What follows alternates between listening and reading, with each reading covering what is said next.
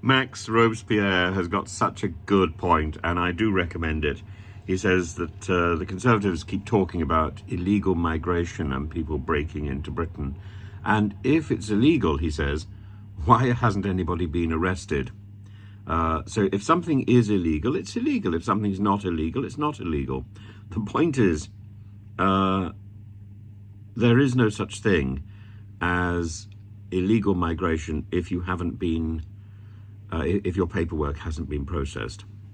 The law which Suella Braverman brought in, or the two laws that Suella Braverman brought in, the end of last year, the beginning of this year, are an attempt to define something into illegal migration, so that an illegal migrant is somebody who comes here by an illegal route.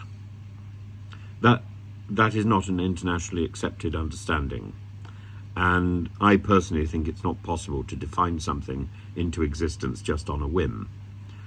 And we will see, as time goes by, whether there are any court cases that succeed, and we'll see whether or not there are any arrests. So far, there haven't been any. But the older definition of an illegal migrant was the one that Mrs. Thatcher used, which is somebody who has exhausted all the bureaucratic processes for claiming asylum, and who is then told to leave the country, is then an illegal migrant, if they stay. And somebody who has overstayed their visa and has not renewed or applied for a new visa is then an illegal migrant.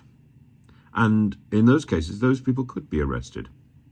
But the modern understanding and the modern terminology, which is trumped out, I use the term advisedly, by with a reference to a former US president rather than a bodily function, trumped out by GB News and Talk TV and members of the current Conservative cabinet. This is farcical, and it's borne out by the lack of follow-through, complete lack of follow-through. And again, I'm not trying to reference here any other senses of Trump.